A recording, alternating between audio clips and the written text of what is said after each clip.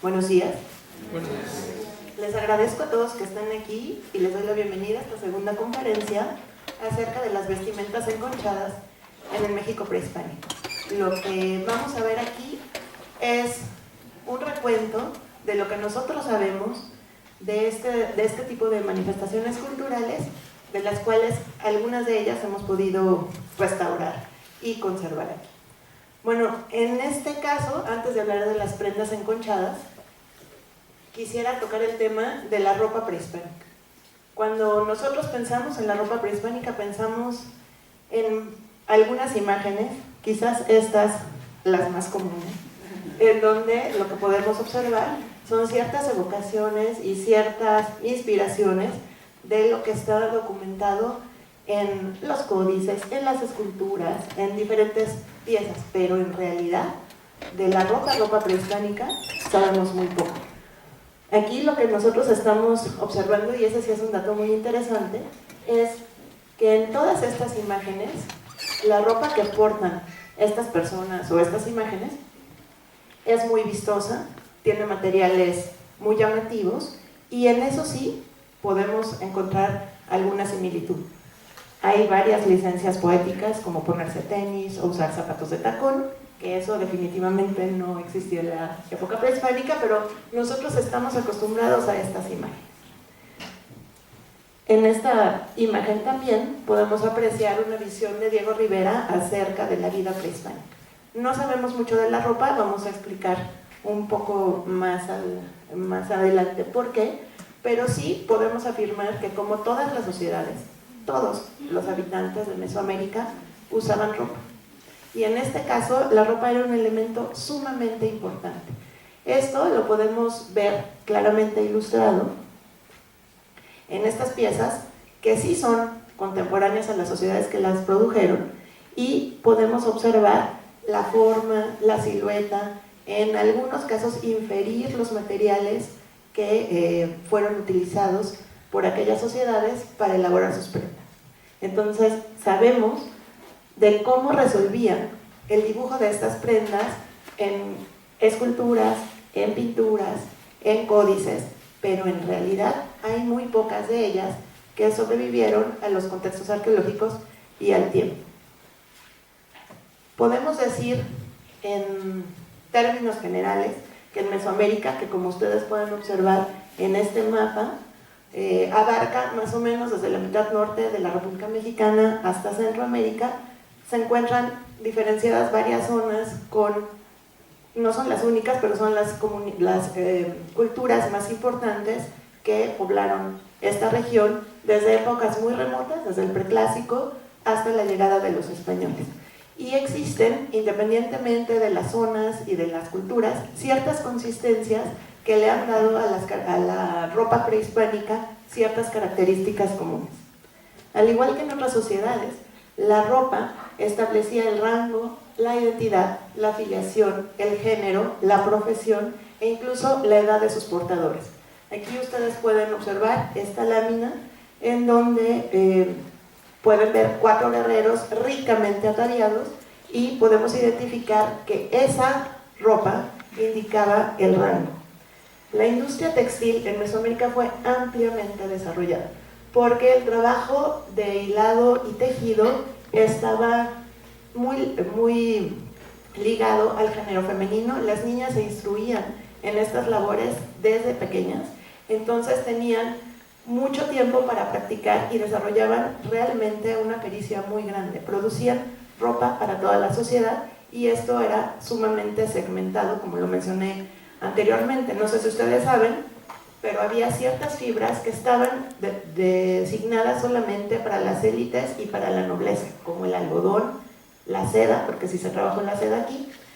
En cambio, el pueblo vestía solamente de agave o con unos largos exactos. Por ejemplo, la ropa abajo de la rodilla solo la podían usar los sacerdotes, los guerreros de élite, pero no todas las clases sociales. Y había serias penalizaciones para aquellos que usaran insignias o elementos que no correspondían a su rango y filiación. Esta manera de organizar a la sociedad, ostentando claramente la posición de los individuos en ella, se dio muy fácilmente con la ropa. Entonces, bueno, sabemos que la industria textil se desarrolló ampliamente en Mesoamérica desde las épocas más remotas hasta la llegada de los españoles, y esto también le da otra característica muy particular. Todas las formas de la ropa prehispánica están determinadas por el ancho de telar del cinturón. Casi todos los lienzos son cuadrangulares o rectangulares. Hay algunos estudios donde estos lienzos se propone la existencia de lienzos curvos, sobre todo para la región de la Huasteca veracruzana, pero en general todos los lienzos tenían que ver con estos patrones cuadrangulares. Eso hacía que todas las prendas tuvieran más o menos las mismas formas.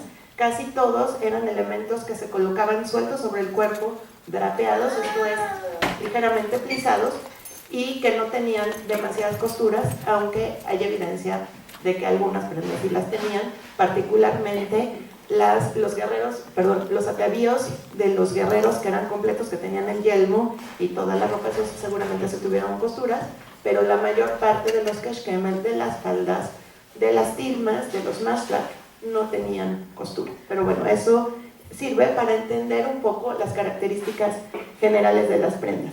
Aquí, como lo pueden ver en esta lámina del Códice Mendoza, se muestra justamente esa simpleza en las siluetas de las prendas, y también ustedes pueden ver al centro estas láminas donde están los atavíos de los guerreros, que tienen un chimeli, y estas sí serían como las prendas más elaboradas, que tendrían elementos de sujeción, elementos de tensión y costuras. Pero en general las prendas eran simples.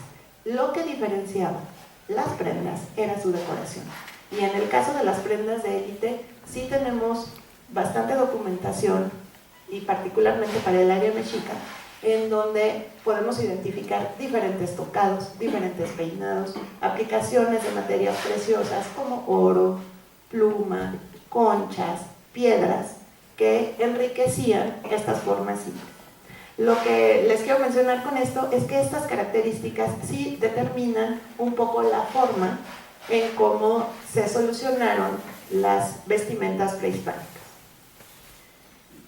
Aquí pueden observar un cuadro que muestra el repertorio de la ropa. Como ven, no era tanto, esto nada más es para el área mexica, y pueden observar que hay tilmas, hay pectorales, hay faldas, hay keshkemet, y también otros elementos del atuendo eran complementados con ajorcas, que son estas decoraciones para los brazos y para los tobillos, con tocados especiales, incluso con peinados especiales.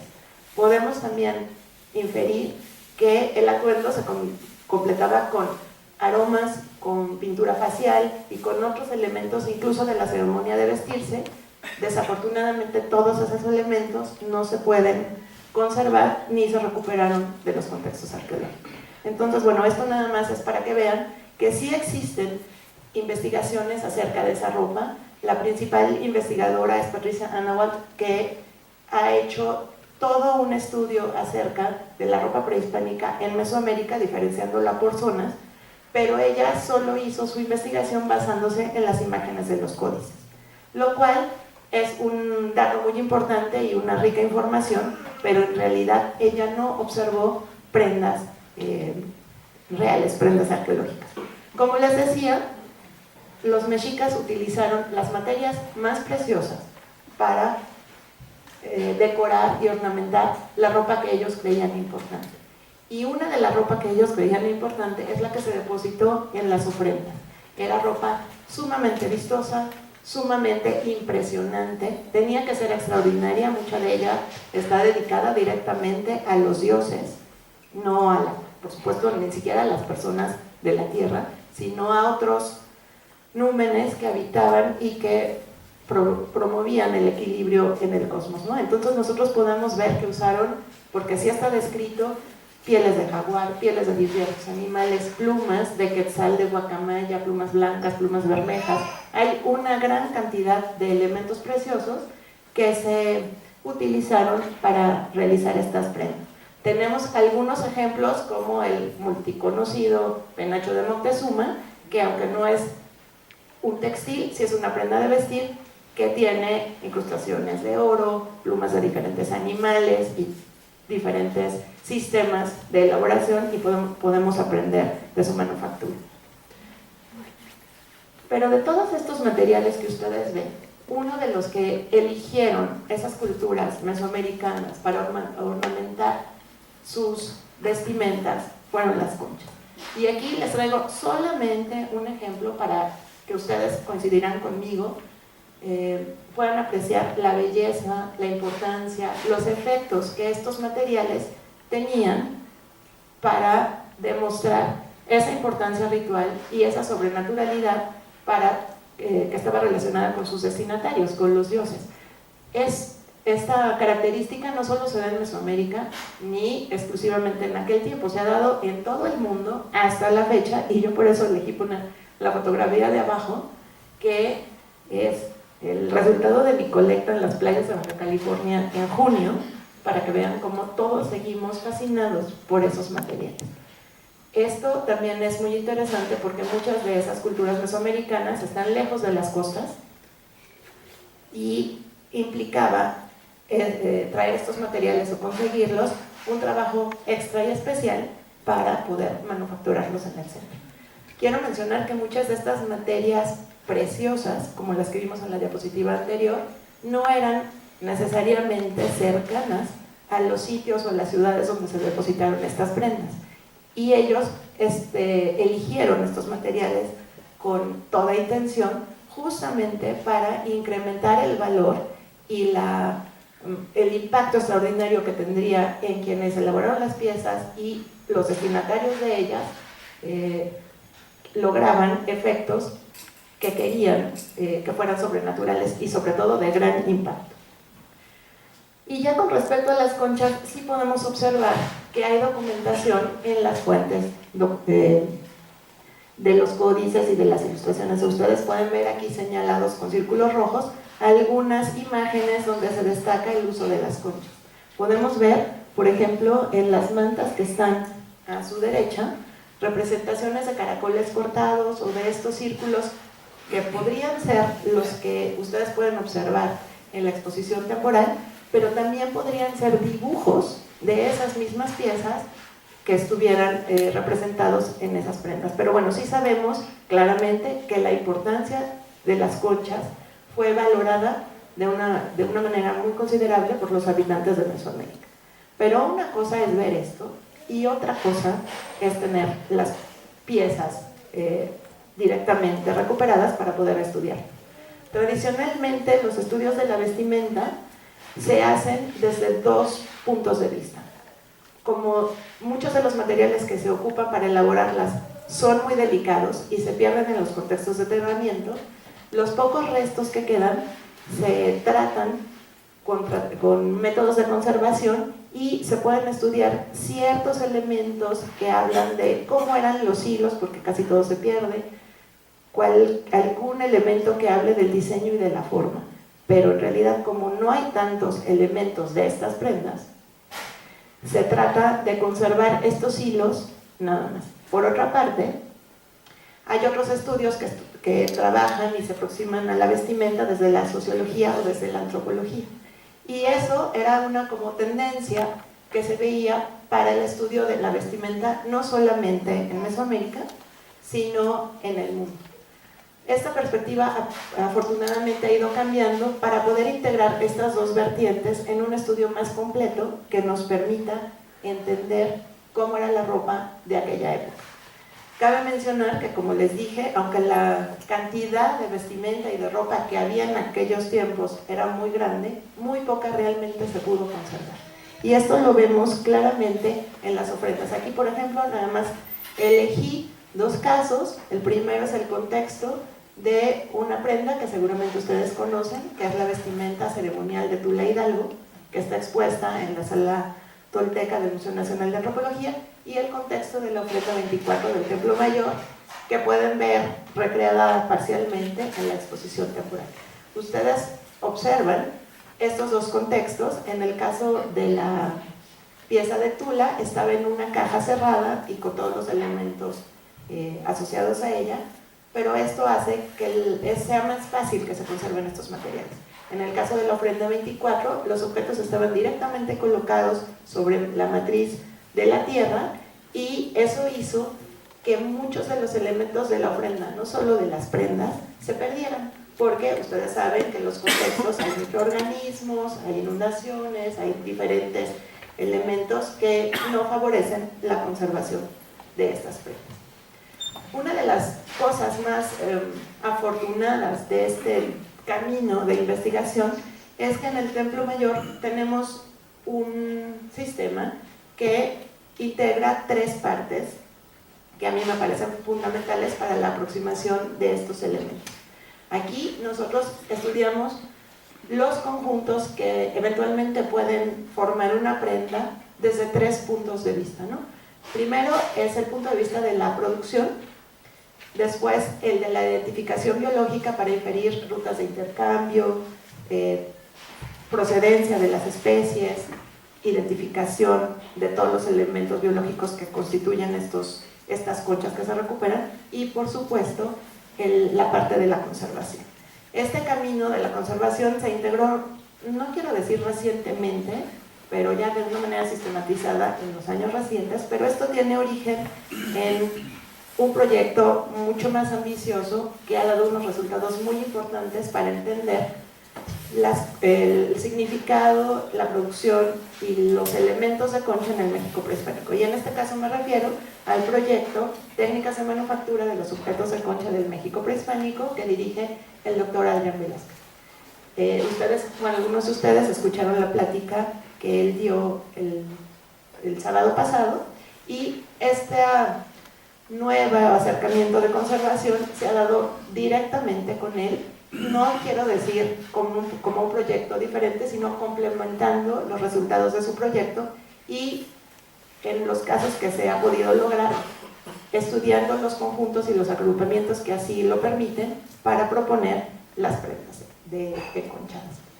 Bueno, y ahora sí, ya hablando directamente de los textiles arqueológicos, aquí ustedes pueden ver en esta diapositiva la riqueza, la variedad de técnicas que se pudieron usar en aquella ropa que sin duda era la más hermosa, la más elaborada, la más sofisticada, que es la que conformaba el atuendo ritual que se colocó en estas ofrendas.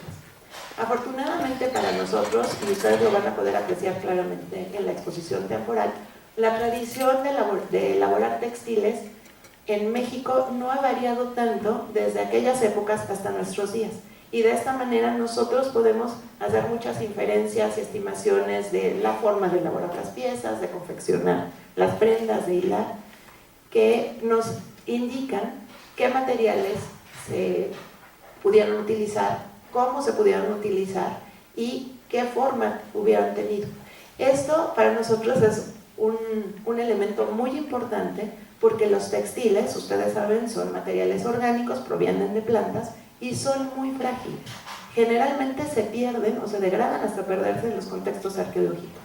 Y lo que sí es muy interesante es que, aunque son los materiales que menos recuperamos, es de los que más sabemos porque existe esta tradición que continúa, ¿no? Entonces, nosotros proponemos que estos conjuntos de conchas estaban articulados en un textil al que iban cosidos los elementos. Por otra parte, lo que sí tenemos son varios agrupamientos de elementos transformados o no de concha. Las conchas son materiales que tienen un componente orgánico, que sí se degrada en el contexto de enterramiento, pero también tienen un componente inorgánico que es sumamente resistente y que permite su recuperación en más o menos buen estado de conservación de los contextos arqueológicos. Entonces, es frecuente que este tipo de agrupamientos sí se recuperan en las excavaciones arqueológicas. Aquí hay un dato que a mí me parece importante mencionar. Había una tendencia histórica a considerar que estos conjuntos en realidad siempre se trataron de collares y no siempre fue así.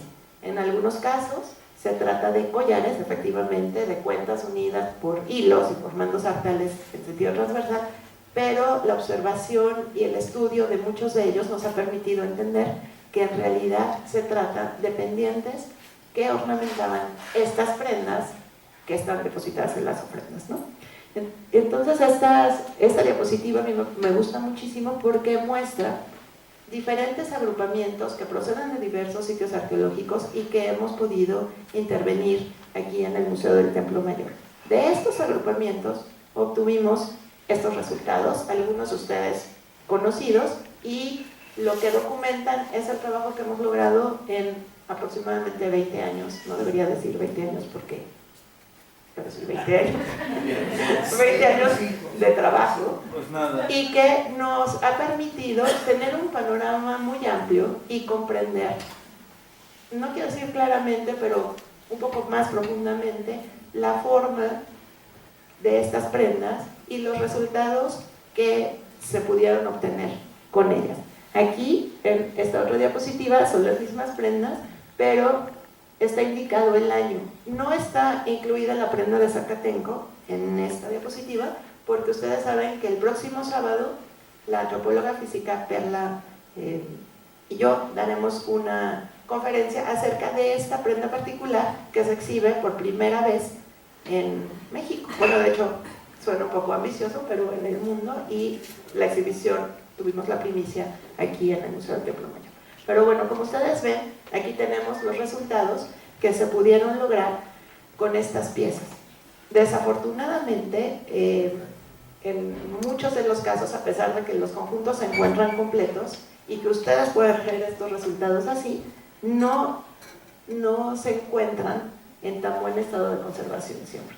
Aquí ustedes pueden ver algunos de los deterioros más frecuentes que presentan los pendientes de concha.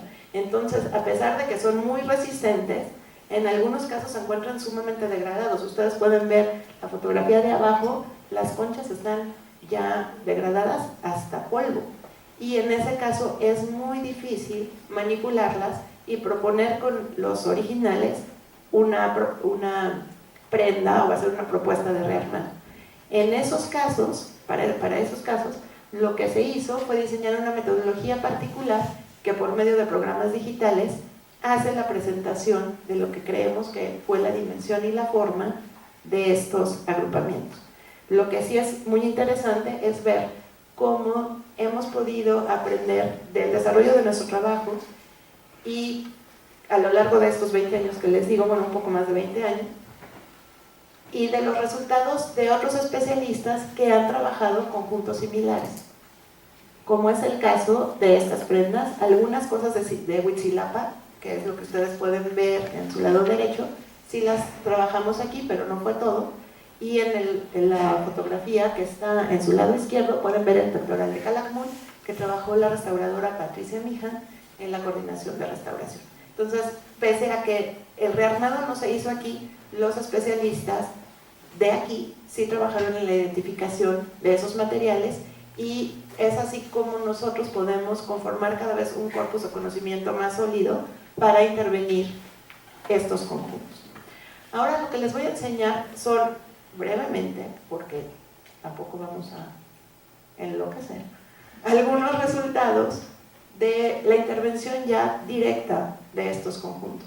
En este caso, la presentación no los presenta de manera cronológica, de acuerdo a su hallazgo o a su antigüedad, sino de manera cronológica en la manera de cómo nosotros los intervinimos. Y lo primero que ustedes van a ver es la coraza de tul, que fue el primer agrupamiento que nosotros pudimos intervenir en el Museo del Templo Mayor y del cual hicimos una propuesta de rearmado. Esta pieza proviene de una ofrenda que se encontró en el Palacio Quemado, cuya fotografía pueden ustedes ver aquí. Se trajo en pendientes para una exposición temporal que se hizo en la sala de exposiciones temporales del museo, y el acuerdo fue que se exponía aquí y que nosotros le íbamos a intervenir como restauradores. Cabe mencionar que yo nunca, es más, les confesaré, ni siquiera he ido a Tulare.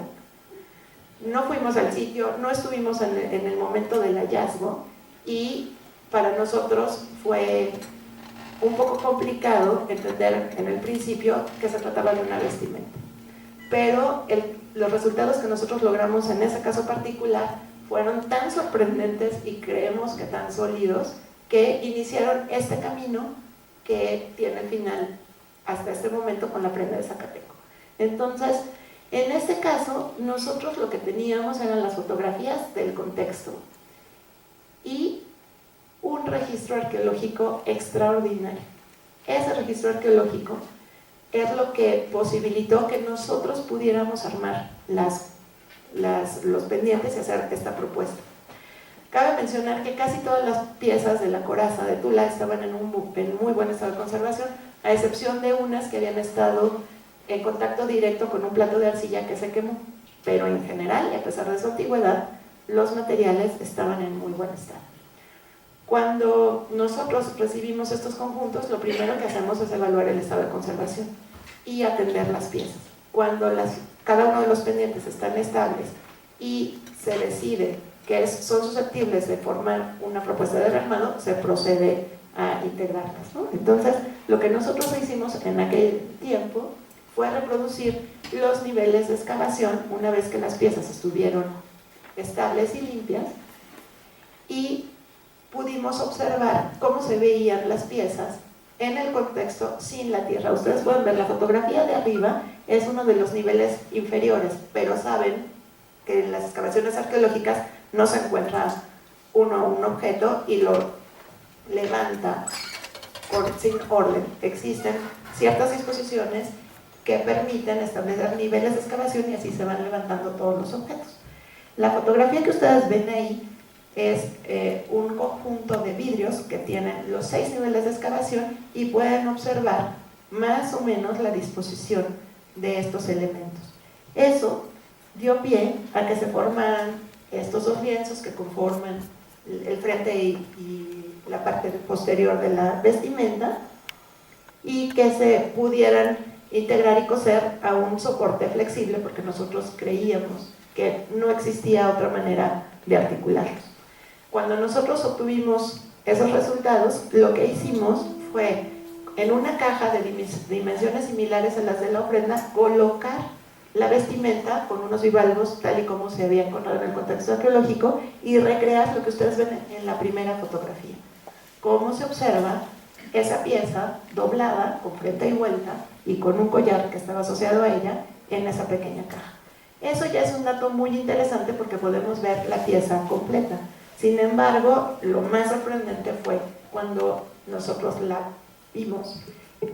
La pieza, incluso nosotros propusimos que se la pusiera a alguien para observar algunas características que en aquel tiempo nos parecían muy interesantes. Cuánto pesa, cómo se ve. Cuando nosotros la manipulábamos, escuchábamos que sonaba de una manera particular. Y sin embargo, y por supuesto, perdón, yo considero que esos elementos también son los efectos que aquellas personas estaban buscando cuando estaban construyendo estas importantes piezas. Esta diapositiva a mí me parece súper bonita porque muestra del lado izquierdo la pieza original. Ustedes pueden ver esas conchas particularmente blancas, son las que se deterioraron por el quemado, pero pueden ver la belleza y el buen estado de conservación de casi todo el conjunto, ¿no? El collar y la coraza de Tula. Y en el otro lado ustedes van a ver un elemento que nos ha permitido entender muchísimo acerca de cómo estas piezas se confeccionaron, se idearon y se produjeron para poder colocarse en estos contextos rituales.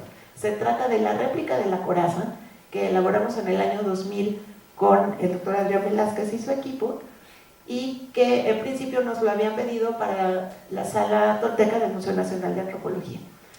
Aunque no fue el objetivo real aprender de esta réplica, la elaboración de la réplica sí nos permitió acercarnos y comprender muchos de los elementos que fueron considerados muy importantes para su elaboración, ¿no? Entonces aprendimos muchísimo a la hora de hacer estas réplicas, y eso fue como el inicio del establecimiento de los modelos experimentales que fundamentan muchas de las propuestas que hacemos. Esto con relación a la coraza de Tula. Ahora bien, vamos a observar otra prenda, que es el tocado ceremonial del Huixle, que está en la parte norte de Jalisco, y en aquel sitio arqueológico se encontraron 3 osamentas de un adulto, y una de ellas sobresalía porque, asociados al cráneo, había una gran cantidad de pequeños caracolitos que estaban directamente puestos sobre de esa prenda. A mí me entregaron este precioso conjunto y me dijeron, es un gorro. Tampoco fui al contexto arqueológico, ¿eh? Teníamos los dibujos de excavación, y en algunas fotos lo que sí podíamos observar eran algunas alineaciones concéntricas de estos elementos. Quiero mencionar que a todas las prendas que yo he trabajado, esta es la única en la que los elementos no están modificados, sino que son los mismos caracolitos, y se utilizó la hendidura del labio para hacer la costura. Entonces se decidió hacer una disposición concéntrica y unir todos estos caracoles a un soporte textil. Son los resultados de aquella intervención, que nos permite ver alguna manera de la silueta de lo que nosotros creemos que es aquella prenda.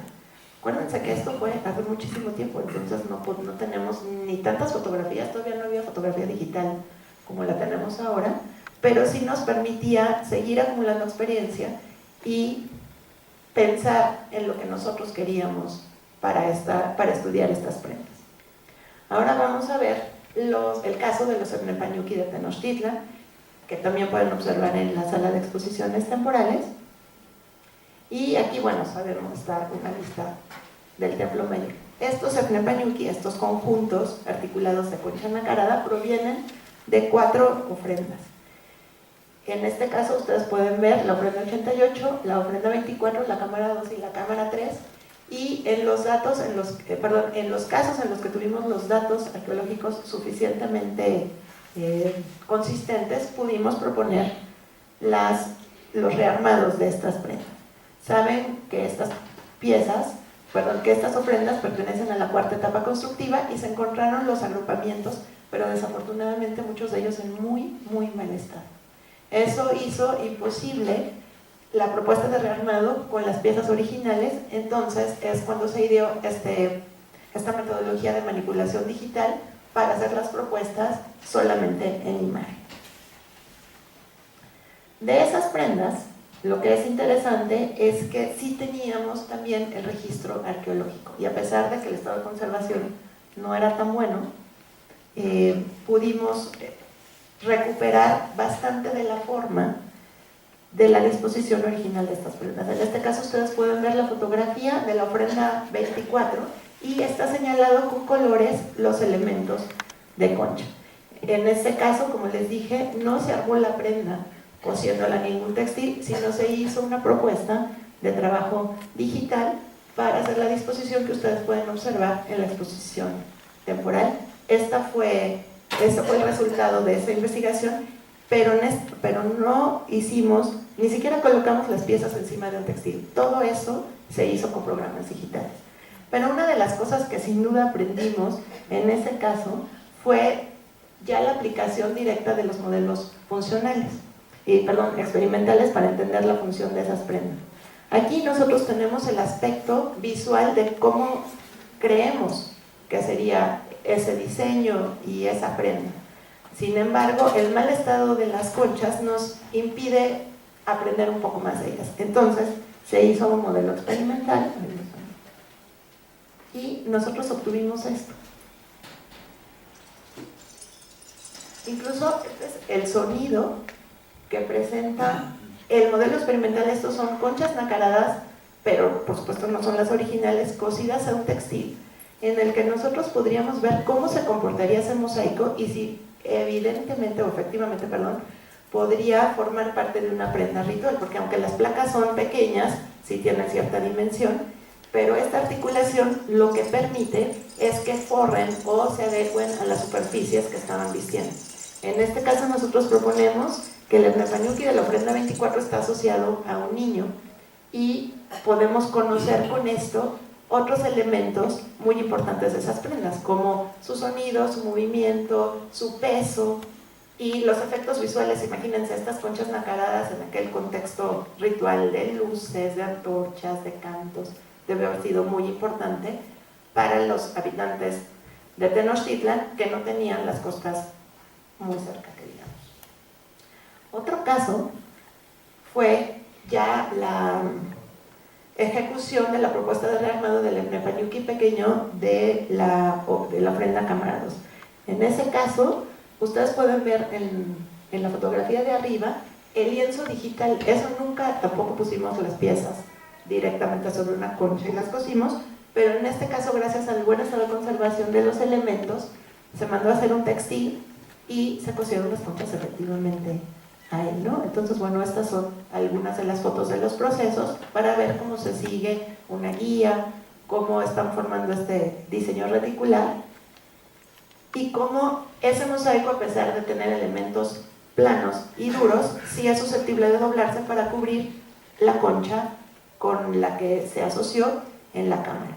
Pero aquí ustedes van a poder ver la flexibilidad que tiene esa prenda y la posibilidad que tiene de vestir una superficie tridimensional. Este tipo de documentaciones las hemos estado instrumentando en todas las intervenciones que hacemos para conocer justamente esos elementos perceptuales que no estaban considerados en los estudios de la vestimenta prehispánica anteriormente.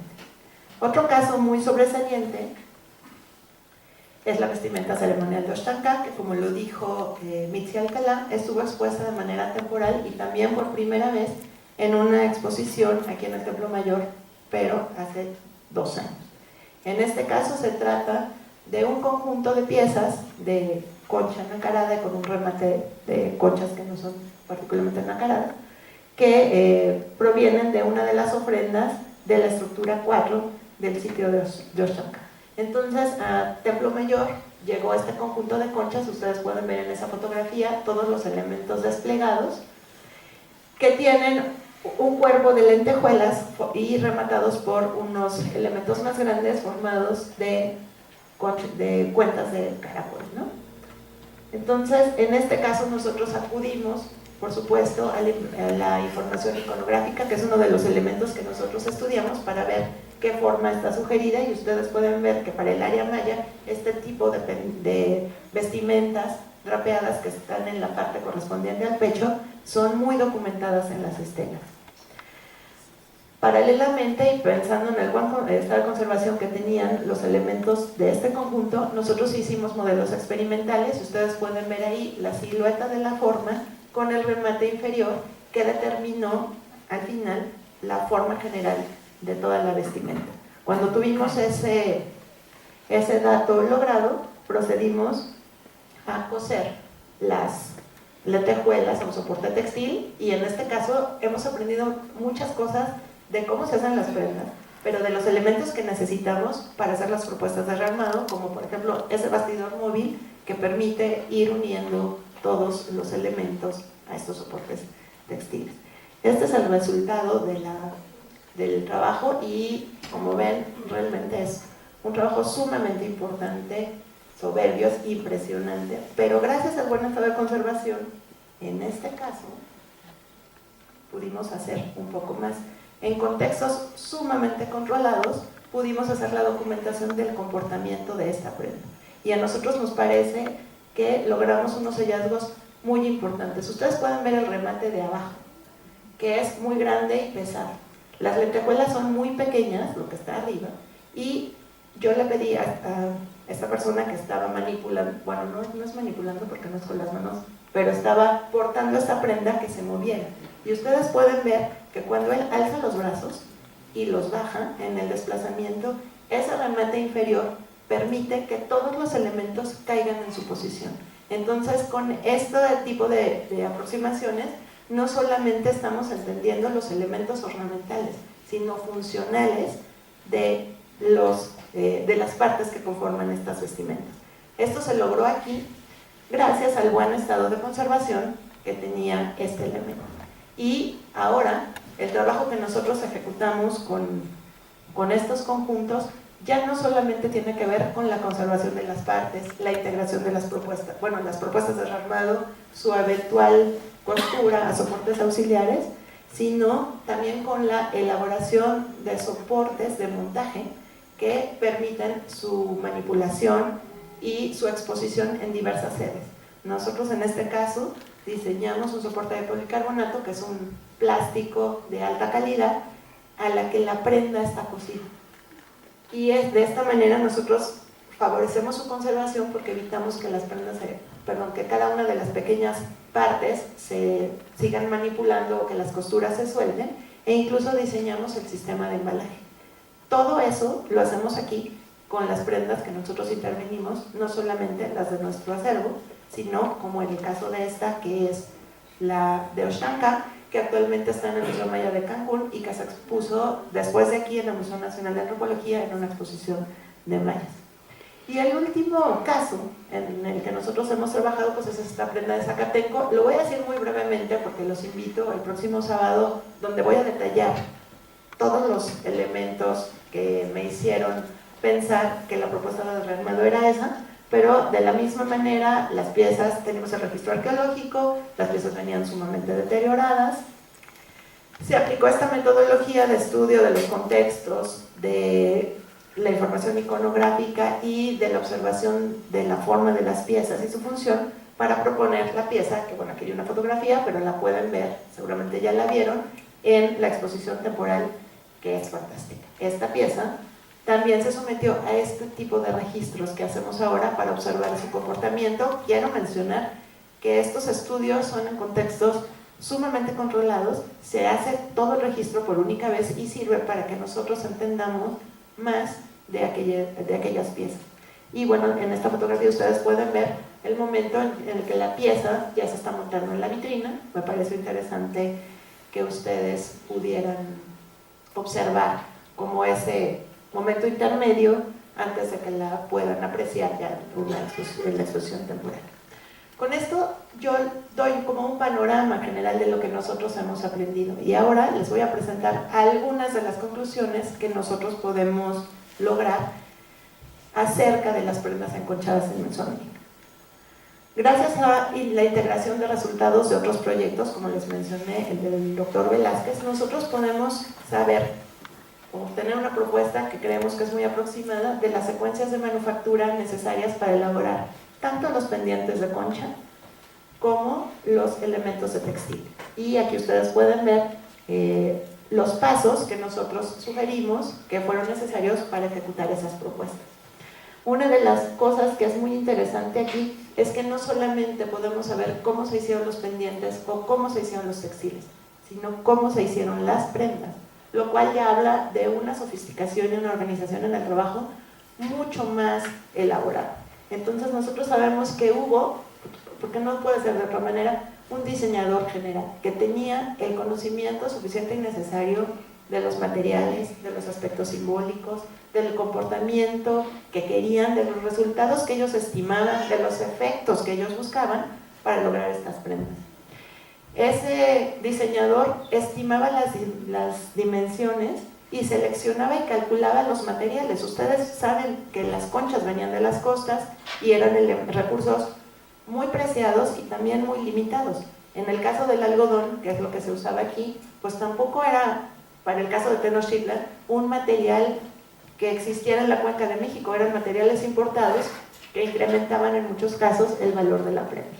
Se seleccionaban y se calculaban los materiales y se adquirían por medio de intercambio, por medio de ofrendas, no sabemos exactamente cómo, pero se adquirían no solamente los materiales necesarios para hacerlas, sino las herramientas para confeccionar cada una de las partes.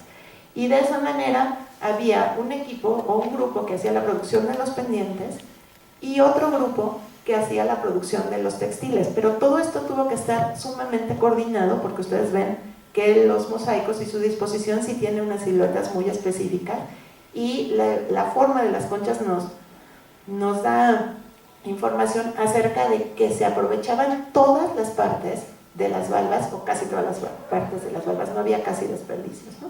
Entonces se hacía esta producción. Sabemos por ejemplo que para elaborar los pendientes se necesitaban basaltos para retirar algunas de las capas externas, en general porque bueno, cada prenda tiene cada zona tiene diferentes elementos de manufactura, se necesitaban lascas de un determinado material para cortar los pendientes y eventualmente de otro para hacer las perforaciones que iban sujetas a las prendas, ¿no?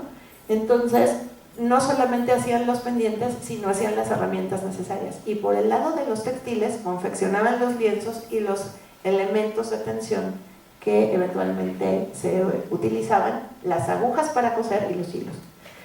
Una vez que ya tenían esos elementos logrados, lo que hacían ya era la preparación de los textiles para, en algunos casos, seguir los diseños. Como ustedes ven, en las prendas que yo les presenté siempre hay una alineación o un diseño que están formando para articular todos los elementos de concha. Una vez que todos estos pendientes bordaban esas prendas, se procedía a la costura y el terminado, porque las prendas sí eran funcionales, sí servían. Nosotros estamos viendo una constante en donde tienen dimensiones relativas a las que tenían los habitantes de aquellas sociedades, entonces es muy posible que las hayan hecho para ser portadas, no podemos asegurarlo en todos los casos, pero sí estamos viendo esa constante, tienen relación con las dimensiones de aquellas sociedades. Y ya algunas de las cosas que nosotros hemos podido ver a la hora de ejecutar las propuestas es justamente cómo se determinan las siluetas. Aquí por ejemplo se trata de Oshtanka.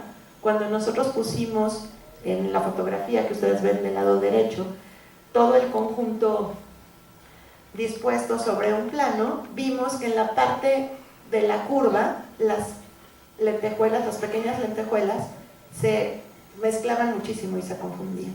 Esto se solucionó haciendo hileras imbricadas, esto quiere decir como pequeñas tejas, lo cual está muy relacionado con la perforación que tienen esas lentejuelas, porque no están, los pequeños hoyos no están al centro, sino en un extremo de la circunferencia. Y eso facilita que se puedan imbricar y que después puedan formar esta disposición curva. Aquí pueden ver tres etapas diferentes de cómo se están cosiendo estos elementos a los textiles. Y en el caso de abajo, cuando nosotros trabajamos la coraza de Tula, hicimos un equipo que estaba conformado por la restauradora Dulce Grimaldi, José Vázquez y yo, y cada una tenía un bastidor y estábamos cosiendo las piezas. Y hemos aprendido, como les mencioné, también de lo que necesitamos nosotros para hacer mucho más eficiente el proceso. Y en la fotografía de arriba ya ven este bastidor móvil que se abate, que permite hacer los remates y avanzar de una manera mucho más rápida. En este caso también son las fotografías de algunos reversos de los terminados que hacemos nosotros, que garantizan la disposición de las piezas, su costura correcta. Y quiero mencionar que en todos los casos los materiales que nosotros utilizamos para las propuestas de rearmado son compatibles con los originales, son reversibles, y en algún momento que se encontrara un dato mejor o una nueva manera de abordar estas prendas, estas prendas se podrían instrumentar. Y bueno, aquí ustedes pueden ver cómo nosotros podemos obtener datos de la disposición de la pieza en la ofrenda. En este caso la coraza se dispuso sobre bivalvos en estado natural, se pueden observar ahí abajo, y las partes blancas corresponden a las protuberancias que forman los bivalvos y por eso estuvieron en contacto directo con este disco que se quemó. Eso es algo muy importante que nos habla de qué procesos ocurrieron durante el enterramiento.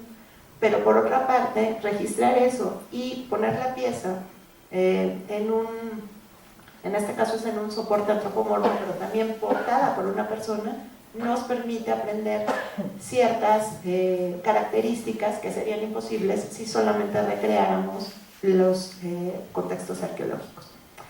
Y aquí, bueno, les muestro algunos casos en donde ustedes pueden ver estos conjuntos y cómo se están articulando. La fotografía de abajo, con las pequeñas lentejuelas redonditas, es un acercamiento de la vestimenta de Oshtanka, y ustedes pueden ver esta perforación excéntrica que yo les mencioné y cómo se muestran imbricadas. Para finalizar esta charla de esta mañana, yo quiero hacer unos señalamientos de lo que hemos aprendido, porque quizás es lo que me parece más interesante, lo que hemos podido conocer y saber de estas prendas, y no son resultados particulares, sino es como un resumen general de lo que nosotros hemos logrado. Nosotros sabemos que la confección de estas prendas implicaron un proceso de planeación completo que involucró a una red de especialistas de, ¿cómo se llama?, con una gran pericia y una expertise muy particular en las cosas que estaban elaborando. Por supuesto, esta red de especialistas involucraba la recolección y la elaboración de cada una de las partes que ya desarrollé anteriormente. La persona que pensaba en estas prendas conocía aspectos simbólicos, pero también técnicos de los materiales. Aquí esta fotografía, lo que yo estoy poniendo, es que a pesar de que sí están documentadas valvas completas o caracoles completos que son portados por personajes, es mucho más eficiente cortar estas valvas en pequeños fragmentos para lograr optimizar los recursos por un lado y después hacer una prenda que tenga una respuesta mucho más funcional, ¿no? Y por supuesto lo que ellos estaban haciendo era transformar esta materia prima, seguramente el algodón también, pero como ya vimos, no es algo que se recupera de una manera frecuente. Esto es como las primeras conclusiones a las cuales nos acercamos. Por otro lado, esos especialistas, sí había unos especialistas en la elaboración de pendientes, y eso se puede ver por las coincidencias y por los, ¿cómo les puedo decir?, por las recurrencias de ciertas elecciones tecnológicas en donde están seleccionando piedras particularmente, o vidrios particularmente eficientes para hacer estos cortes. Ustedes pueden ver en la fotografía de arriba uno de los resultados parciales de este proyecto de técnicas de manufactura, en donde se está reproduciendo uno de los elementos de la ofrenda 24 con el elemento arqueológico encima. Entonces nosotros lo que estamos haciendo es acercarnos un poco a esa forma de trabajar.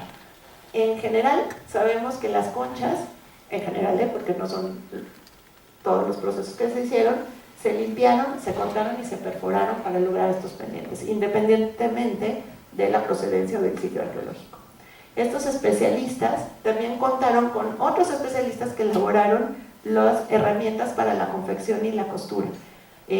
Hicimos algunos experimentos para inferir qué agujas se pudieron haber utilizado para coser esas prendas, ¿no? Y también pensamos mucho, porque decíamos son textiles, también pudieron haber sido papeles, también pudieron haber sido pieles, pero por la cantidad de veces que uno pasaba la aguja hubiera sido ineficiente o se hubieran roto las agujas. Y también sería un poco ilógico no considerar a los textiles cuando el desarrollo de esa industria era tan amplio y tan sofisticado en las culturas mesoamericanas.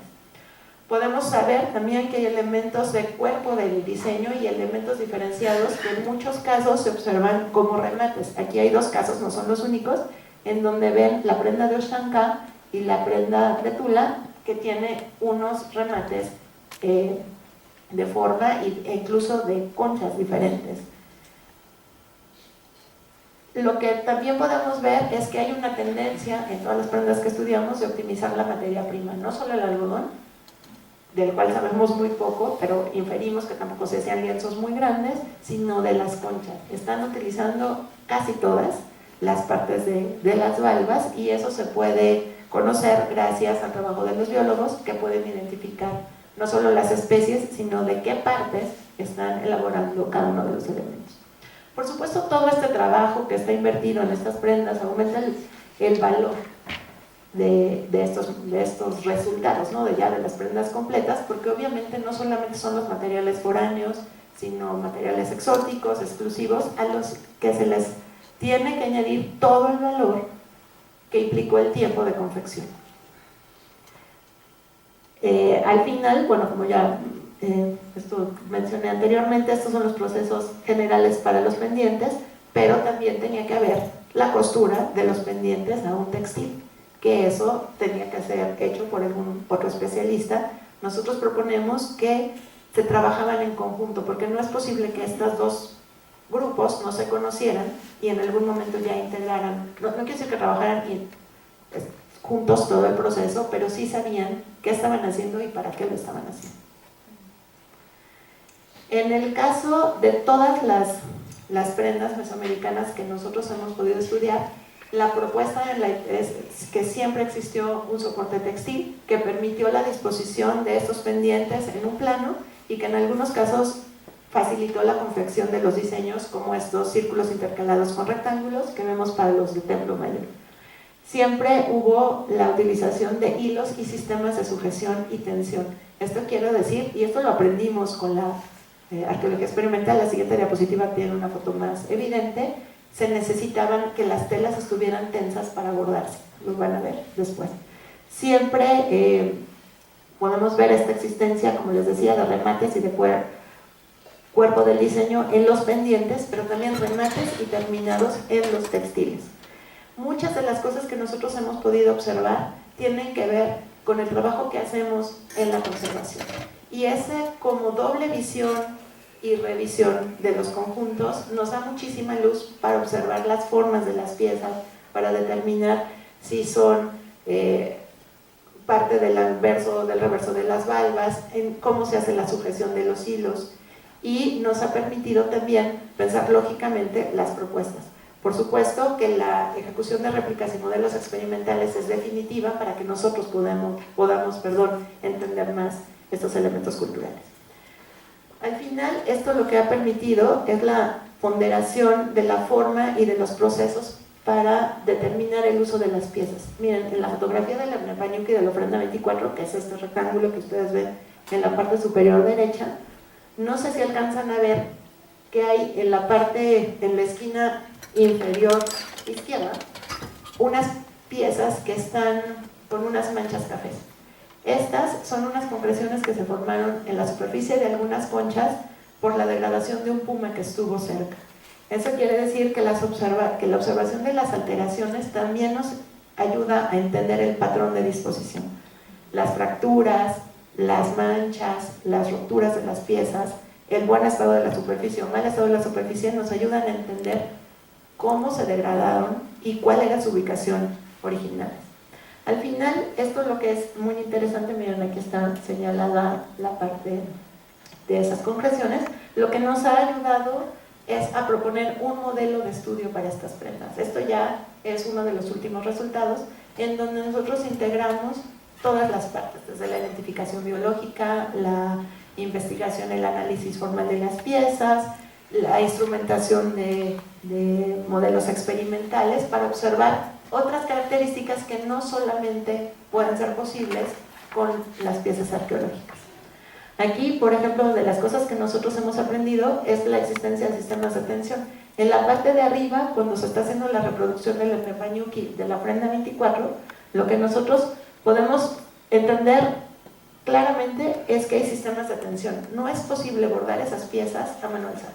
Necesita uno tensarlas para mantener las líneas del diseño. Sin duda, ellos también utilizaron plantillas para mantener esta geometría en algunos de los diseños que estaban logrando. Eso lo sabemos gracias a los experimentos que hemos hecho. Y aquí, otra de las cosas que me parece muy notable es que en dos casos sí podemos corroborar la hipótesis de trabajo, esta existencia de textiles. Ustedes pueden ver en los pendientes que están abajo, que pertenecen a la cámara 3, algunos restos de hilos y textiles que se encontraron, pero ya muy degradados en la parte posterior de las piezas. En este caso es una pieza de Zacatenco que no tiene el textil, pero está señalado en rojo, con ese óvalo rojo, la impronta del textil. No tenemos ningún hilo, pero si ustedes pueden ver esos pequeños puntos, nos están hablando de un tejido. Podemos identificar una tafeta, que quiere decir una de trama y una de urdimbre, a pesar de que no tengamos los hilos. Y estas dos prendas confirman nuestra hipótesis, esa existencia de un textil que sujetó toda la articulación de conchas. Es así que en Mesoamérica, ahora con el trabajo que hemos localizado, tenemos resultados para todos estos sitios. Si bien son pocos todavía, y no son los únicos, son los que nosotros hemos estudiado mejor, sí nos permiten plantearnos otro tipo de aproximaciones a estas vestimentas, saber más de ellas y entender que en una extensión muy larga de tiempo y también de área, toda Mesoamérica, se utilizaron estas prendas y se resolvieron de una manera más o menos similar, porque hay particularidades de acuerdo a los sitios y a la temporalidad. Nosotros, gracias a los modelos experimentales, hemos podido involucrar otro tipo de estudios, como por ejemplo esto, que son el estudio de los elementos perceptuales de las prendas que antes no se estudiaban. Y es así como nosotros ahora tenemos una visión panorámica mucho más amplia en tiempo y distancia de estas prendas, y donde nosotros podemos saber que desde épocas muy antiguas, como el preclásico con la prenda de Zacatenco, hay soluciones similares. Este cuadro se parece mucho al que ustedes pueden ver en la exposición temporal, pero aquí involucra otros elementos, ¿no? A excepción del tocado del Huixle, todos los elementos de concha son transformados, ¿no? Se utilizaron modificándolos, cortándolos, perforándolos, menos en el tocado del Huixle. En todos se propone la existencia de un soporte de textil. Siempre hay una disposición en alineamientos horizontales o concéntricos, como en el caso del Huixle o de Oxtancán. Siempre se pudo estudiar, a excepción de los que trabajamos la primera vez, bueno, los primeros años de estos estudios, los elementos perceptuales, y ahora lo que yo quiero hacer es regresar a ellos para observar su comportamiento. Y pues, por supuesto, todo esto está conformando un corpus de investigación y una manera de ver las cosas y las prendas que es completamente nueva. Quiero mencionar, y ya para cerrar esta plática de la mañana, que nosotros tenemos la fortuna de estar en el sitio arqueológico que hasta la fecha tiene el repertorio más amplio y más variado de prendas rituales. Es así que en el Templo Mayor, y gracias a la recuperación de la ofrenda 102, tenemos estos dos soberbios textiles que están en la parte superior, que corresponden a la época de Ahuizo, de Moctezuma II, perdón. Y en esta ofrenda no solamente se encontraron los textiles, sino elementos de papel y madera, como ustedes pueden ver en la parte de abajo, la pechera, el tocado y estas ajorcas. Aunados a estos ejemplares que son realmente soberbios y extraordinarios de que se conserven, porque como mencioné al principio, los textiles y mucho menos el papel se recupera normalmente de un contexto arqueológico, tenemos estas prendas rituales elaboradas con pendientes de concha que eventualmente estuvieron bordados a un textil.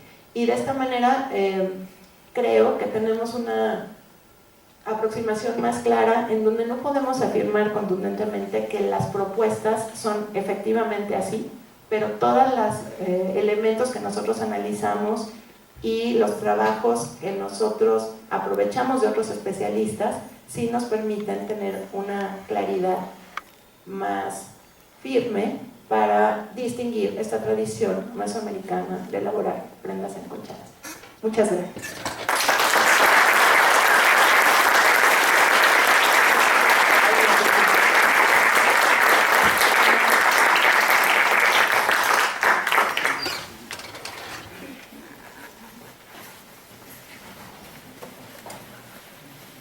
Ha ofrecido usted una excelente síntesis, por lo cual me siento agradecido con usted. Quisiera yo hacer una remembranza de lo que ha sido desde Oxtancán, que tuvimos la oportunidad de estar aquí presentes, y previo a la sección temporal, usted tuvo una participación en Radio INA, donde estuvo con Roberto Stack. A título personal le menciono que para mí esta persona resultó irreverente e insolente al mencionar usted llegó a prácticamente, fue ofensivo en el hecho de que iba usted a adivinar lo que iba a hacer con el trabajo en el armado de la pieza de Oxtancán, y claramente usted le mencionó: yo tengo el conocimiento para dar mi propuesta como quedó. Y las lentejuelas, le causaba risa a esta persona de que las nombrara como tal, hasta que llegó y efectivamente son lentejuelas, ¿no? Muy bien, creo que hasta ahí vamos de acuerdo, ¿no? Si me equivoco, corríjame, por favor. Otro punto relevante fue lo que, ¿cómo podemos entender el contexto de Panjaki? Creo que, como lo están las muestras aquí, ¿cómo lo podemos interpretar? Esa es una pregunta. Importante también es el hecho de ver la esquematización de la piel de la serpiente que se muestra en los diseños, porque se ha replicado tanto en el textil y como en la escultura con la Coatlicue, que fue algo que a mí me sorprendió porque no había tenido oportunidad de escucharlo de parte de ustedes, y al haberlo visto, visualizado en esas dos representaciones, para mí fue algo magnífico. Entonces, básicamente sería esa mi pregunta de Panyoki, y si me excedí en el comentario, pues corrígeme, ¿no? No se excedió, es su apreciación personal, está bien. Aquí lo que sí es interesante rescatar de eso es que nosotros estamos fundamentando las propuestas de rearmado, no son inventos. No es así que a mí se me ocurrió, porque es muy fácil disponer los elementos y coserlos. Aquí estamos integrando la información contextual, la información formal de cada uno de los pendientes y la incorporación de los resultados de los modelos experimentales. Por supuesto, también la información iconográfica. Cuando tenemos suficiente información consistente, podemos proceder a los rearmados. Aquí hay casos en donde no podemos hacer una propuesta, aunque los elementos de concha estén muy bien conservados, como es el Epnepañuqui mayor de la cámara 2. No sabemos cuál fue la prenda o cómo era la forma de la prenda donde nosotros suponemos que fue originalmente cosido.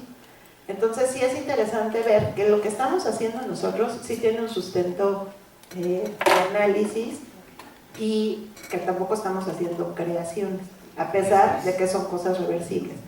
Esto a mí sí me interesa mucho mencionarlo, porque hay un fundamento en el trabajo que nosotros desarrollamos, y a pesar de ello, todas las propuestas, como lo mencioné, son reversibles.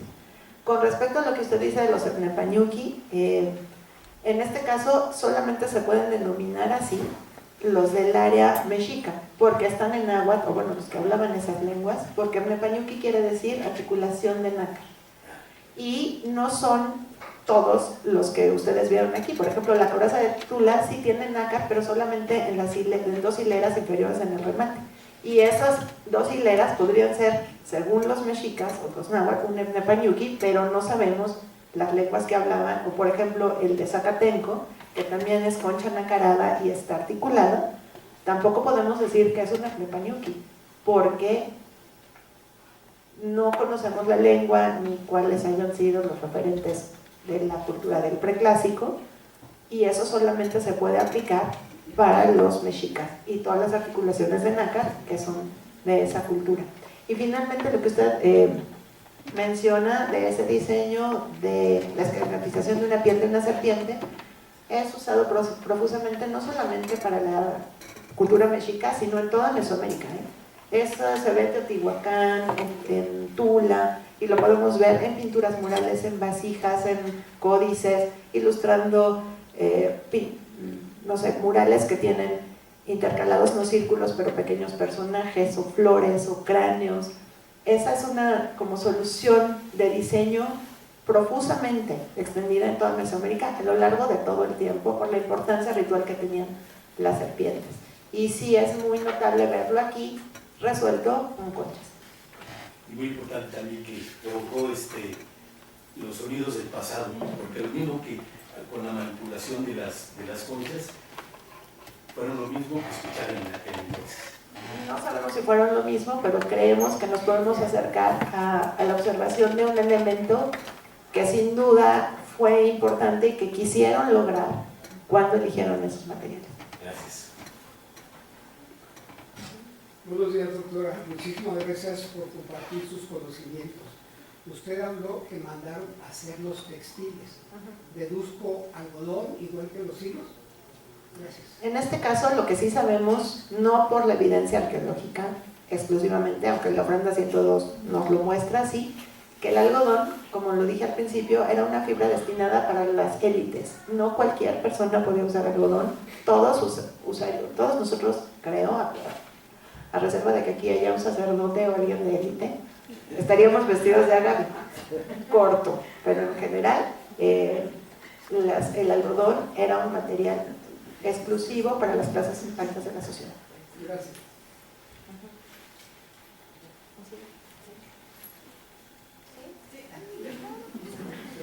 Bueno, buenos días. Yo no tengo nada que ver en el aspecto de tipo arte antropológico, soy médico y realmente he resuelto que la próxima vida que tenga me voy a dedicar a lo que sucede. Muchas gracias, pero dediques en esta, que no se sepa hacer. Bueno, yo tengo dos preguntas y una petición de observación. La primera es, algo deberían de haber hecho ellos tan específico que se necesita un tipo de manualidad y un tipo de tecnología muy especial para hacer las preparaciones en las conchas. Yo he tenido la oportunidad de trabajar con estos materiales y verdaderamente es un dolor de cabeza. El simple hecho de pensar que voy a meter el hilo de ida y vuelta, o sea, ahora vamos a ver si cabe, y como se corta con el mismo material que se está utilizando, es verdaderamente difícil esa tecnología. ¿Ustedes cómo han podido superar este tipo de situación ante la cuestión de la pieza original para la protección de esa pieza en particular que van a trabajar? Porque eso es un reto, o sea, no nada más es armarlo y ya, sino es, y ahora, ¿qué le puede pasar a esto? Nada más se le pasa tantito el jalón y se tornó. Eso es algo que es muy importante. Y la siguiente pregunta es, ¿ustedes han podido hacer un análisis de la corporalidad de la persona que cortaba estas piezas extraordinarias? Podemos tener, como médico a mí me interesa desde el punto de vista antropológico, tener una dimensionalidad de estos pacientes, porque es muy, muy importante. Y la petición es, de verdad, doctora, es necesario que esto se difunda, se promueva y se divulgue a nivel población, no solamente en México, sino a nivel internacional, porque la falta de conocimiento nos hace, además de ignorantes, irrespetuosos para nuestra misma cultura. Muchas gracias. A ver, lo primero que me dijo, Sí. pues obviamente estamos pensando que son piezas arqueológicas. Y aunque son resistentes, son frágiles. Muchas tienen deterioros, ¿eh? Y recuerden que todas tuvieron un tratamiento de conservación. Somos particularmente cuidadosos en la manipulación de estas piezas. Y nosotros utilizamos hilos resistentes con unas agujas muy finas, siempre son de Shakira para hacer esas costuras. Cada uno de los pendientes va rematado por separado, para que, como en el caso de un collar de perlas, si una costura se suelte, no se suelte toda la costura, sino cada una lleva un remate. Para eso es este bastidor móvil, para facilitar ese proceso. Y pues por supuesto que aunque nosotros tenemos propuestas de las agujas que pudieron usar, nosotros no usamos de guajolote ni muchísimo menos, usamos de acero, y somos muy cuidadosos con la manipulación de estas piezas.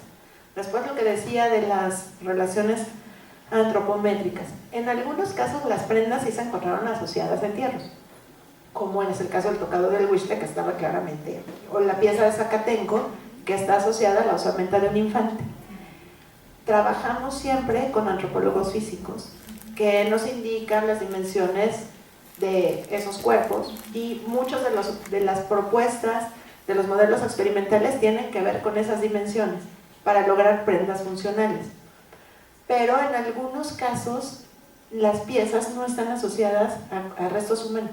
Entonces, lo que nos llama la atención es que, por ejemplo, bueno, Oxtancasi también estaba asociado a un entierro, pero los Arnepanyuki de Templo Mayor o la coraza de Tula no tenía relacionado directamente una persona, pero a la hora que nosotros hacemos los modelos experimentales, sí buscamos. Por ejemplo, la fotografía donde está la coraza de Tula está puesta sobre un antropólogo físico que, según nosotros, es el tolteca promedio, que es como delgadito, y que nos permite ver cómo se vería esa prenda portada por una persona de aquella época y de aquella comunidad. No lo podemos hacer en todos los casos, pero por supuesto que sí observamos eso para saber cómo se ve la prenda en relación con la parte en donde se encontró el conjunto. Y lo otro, pues le agradezco esto de difundir, es uno de los objetivos que perseguimos con estas charlas, con estas exposiciones, para que la gente conozca nuestro trabajo, que al final habla del patrimonio de todos. Buenos días, doctora. Dos preguntas. Ya las voy a cobrar la respuesta. La primera, siempre se hacía el bordado, o sea, eran piezas exentas y después se bordaban directamente al textil. Y la otra es, no existe la posibilidad que durante el momento de generar textil, como teniendo ya la trama de noviembre, se hubiera bordado en ese momento de las piezas. Yo sí creo que eran piezas exentas que se elaboraran, formaban, porque eso lo vimos muy claramente cuando hicimos la réplica de la coraza. Era mucho más fácil ejecutar las hileras e ir conformándolas en estos rectángulos que forman frente y vuelta, que ir tejiéndolas en los lienzos, porque hubiera sido un paso mucho más complicado ir pasando las hileras para ir intercalándolas.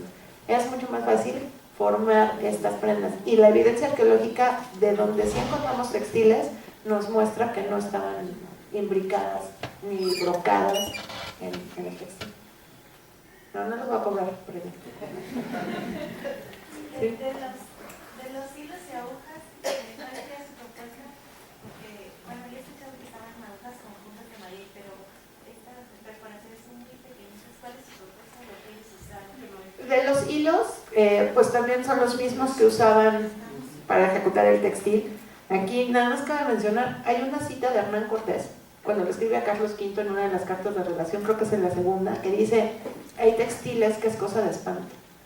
Tejen sedas, tejen gasas, telas finísimas como no se ha visto nunca. Entonces, no son estos textiles burdos, son hilos súper delgaditos que podían hacer por esta pericia que les mencioné, y las agujas que a nosotros nos han funcionado y que dan ese grosor para pasar por esos orificios, que en algunos de los casos son chiquititos, como en Oxtlancán, son estas hechas con cartílagos de guajolote. Nosotros no las usamos, pero puso inferir que se pueden usar. Por supuesto, puntas de maguey es como lo que primero se nos ocurre, pero si ustedes han visto una punta de maguey, es muy ancha en el extremo proximal y pues no sería posible para usar. Y aparte tendrían que hacer la perforación para meter el hilo. Seguramente usaban muchas agujas, seguramente se les rompían muchas las agujas, porque incluso a mí cuando estoy cosiendo las agujas de acero las doblo o se rompen, nada más porque uno las está calentando. ¿Cuál es el estudio más específico que tienen para saber a qué edad y qué rango pertenece la prenda? Pues como estudio no, pero es observación del contexto. Todas estas prendas provienen de un contexto ritual y obviamente eso nos está hablando de un rango altísimo. No cualquier persona, como lo mencioné, podía usar estas prendas. Imagínense el trabajo que implicaba eso. La observación del contexto y la ubicación, la procedencia de los conjuntos, pues nos habla de eso. En el caso de la edad, pues cuando hay una osamenta es fácil estimar si era un adulto, si era un niño. Por ejemplo, aquí en el infante de Oxtlancán no podemos saber de qué edad era. Sabemos que tenía 29 centímetros y medio de ancho de hombros, porque pues no sabemos si un niño de 2 años sería de la misma talla en aquellas culturas del preclásico, si eran más pequeños o más, eso no lo podemos estimar, pero sí las dimensiones. Por supuesto, los antropólogos físicos han avanzado mucho en su conocimiento y sí pueden precisar ya cada vez más la edad de esas osamentas, pero en los otros casos no lo podemos saber. En el caso, por ejemplo, de la vestimenta de tula, sabemos por estos modelos experimentales que es una prenda eminente masculina asociada a la guerra, pues es la prenda de un guerrero muy importante, no un guerrero que sí pudo haber sido funcional, pero no creemos que realmente la haya usado en la guerra, porque simplemente los pendientes de pintada mazatlánica son súper delgaditos y se hubieran roto. Entonces, a veces se puede inferir, a veces no. En relación a los textiles, ¿no sabe usted si los ejércitos estaban uniformados de alguna forma, con el mismo tipo de textil? No, pero claro, estas prendas son, por supuesto, de alto nivel, ¿no? Y si ahorita que mencionó la carta de relación de Cortés, ¿no sabe usted si algún Netayuki está en Europa? ¿O se llevaron algunas de estas prendas? No, así tanto como eso, no lo sé. Pero si ustedes saben, díganoslo. Nosotros no hemos encontrado esas evidencias más que aquí y en contextos de excavación. Y obviamente ese dato de los Ernepañuki, el nombre lo sabemos por el Códice Florentino, porque Sahagún lo menciona, así claramente mencionado, pero nunca claramente descrito. Nosotros proponemos que son estos que tenemos aquí, porque es lo que más se parece a la etimología de la palabra, pero pues no sabemos que haya en otros lados de lo de las cartas de relación. Y de lo que pregunta de los guerreros, por supuesto que toda la gente usaba insignias distintivas de acuerdo a su profesión, a su rango, a su edad, a su actividad. Y los guerreros, pues también hay descripciones de qué usaban. Y por supuesto, para identificar su filiación, tuvieron que tener ropa similar en algunos casos. Con respecto a la coraza, ¿cuántas personas participaron en la reconstrucción y cuánto tiempo les tomó? Y si esta fue más o menor tiempo al del artesano original. Bueno, esa pregunta está muy interesante porque primero ya no me acuerdo porque es el de 1995, pero no va a ser un esfuerzo. Obviamente, como les mencioné, para el armado y la conservación de la coraza participamos 3 conservadores. El trabajo inició más o menos en octubre, que es cuando nosotros entramos al instituto, quizás en noviembre del 95, y la terminamos, se expuso como en junio, más o menos, en unos meses. Ahora, nosotros podemos aproximarnos al trabajo que implicaba hacer esas prendas, pero no lo podemos aseverar porque no podemos equiparar nuestra pericia. Como les dije, las niñas tejían desde los 4 años, era lo que determinaba su género. Y obviamente lo que ellos pudieran lograr técnicamente no se puede equiparar a lo que nosotros hacemos con arqueología experimental, y eso claramente lo hemos visto, en el proyecto del doctor Velázquez, donde sí nos aproximamos al tiempo, creemos que el tiempo es un elemento muy valioso que incrementa la importancia de estas piezas, pero no lo podemos asegurarlo, ni sabemos si estos grupos de trabajo eran 40 personas, 30 personas, 2 personas. No sé. Gracias.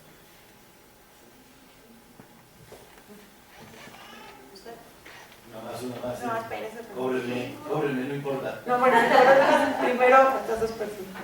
Buenos días. Sí, gracias. Yo solo tengo una pregunta. Usted presentó un esquema del proceso que lleva para hacer una pieza. Ajá.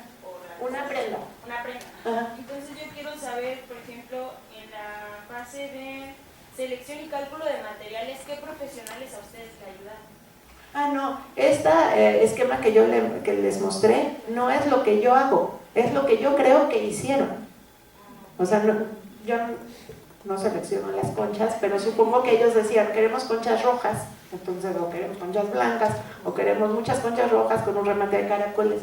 Es lo que yo creo que tuvieron que pensar para elaborar estas cosas. Ligado más a lo que es el proceso de la restauración y la manufactura, al momento de restaurar una pieza y coser estas lentejuelas, ¿usan hilos comerciales o son hilos especialmente hechos para esa pieza y para cuidar la integridad de la pieza? No usamos hilos especiales para esas prendas particulares, pero sí usamos hilos especiales para conservación. No usamos hilos de algodón de la mercería, usamos hilos de seda y unos que nos garantizan su permanencia para la mejor conservación de las piezas.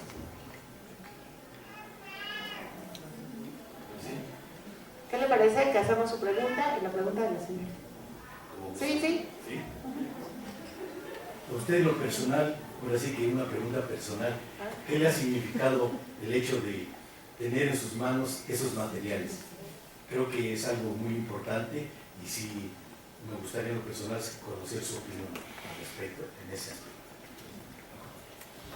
Bueno, sin duda nosotros cuando nos acercamos a este tipo de conjuntos tenemos que poner una distancia prudente para verlos como materiales que conforman estos contextos y que después se rearman y que se tienen que pegar, unir, consolidar y todos los elementos. Pero tampoco podemos estar ajenos a la emoción que causa ir conformando estos conjuntos, entendiéndolos, observando sus características, sus deterioros incluso, que en principio suenan como algo negativo, pero a veces nos dan mucha información acerca de lo que yo les mencioné, ¿no? De cómo se comportaron, quién los usó, cómo se pusieron en la ofrenda, cómo se degradaron. Entonces sí es un proceso muy emocionante que afortunadamente no se experimenta en solitario, sino en todo el equipo que estamos trabajando, porque ya salió la silueta de la pieza, compartimos con todos los especialistas que estamos involucrados, y sí es algo muy como reconfortante ver que a pesar de los deterioros, que a pesar de los faltantes, que a pesar de que no tenemos los textiles, podemos acercarnos a esas manifestaciones, un poco más a entender esas manifestaciones culturales, y ahora que incorporamos este estudio de los elementos perceptuales, pues un poco entender más no solo estas prendas, sino esa visión de la cosmogonía de aquellos pueblos. Sí, es muy emocionante. Cuiden mucho sus manos, Y por último, aquí hay una señorita. Buenos días, doctora. Más bien, yo quiero hacer un comentario y a ver qué me puede decir al respecto. Hace días yo estaba leyendo un texto acerca de los rebosos, en donde señalaban que los flecos están imitando las formas de plumas y las escamas de la serpiente. Y otra cosa, ahorita viendo la coraza de Tula, pues lo ubiqué como la forma de los árabes. Bueno, hay muchos paralelismos, o sea, yo le puedo decir que prendas bordadas con conchas hay en muchas culturas, pero en la India, pero en China, en Perú, en Sudamérica, en Centroamérica, en Estados Unidos. Hay como muchas recurrencias porque siempre hay esa necesidad de enriquecer las prendas que son importantes.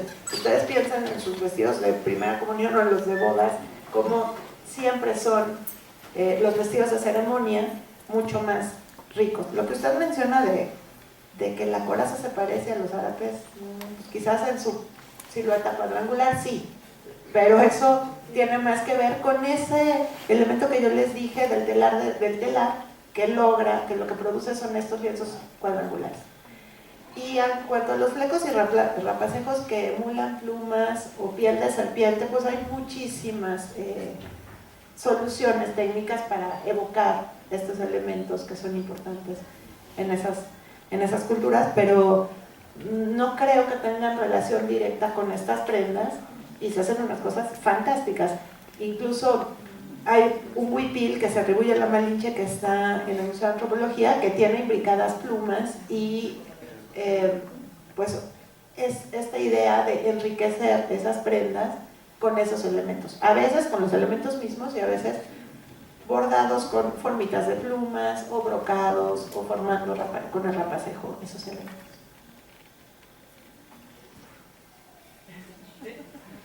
¿Sí?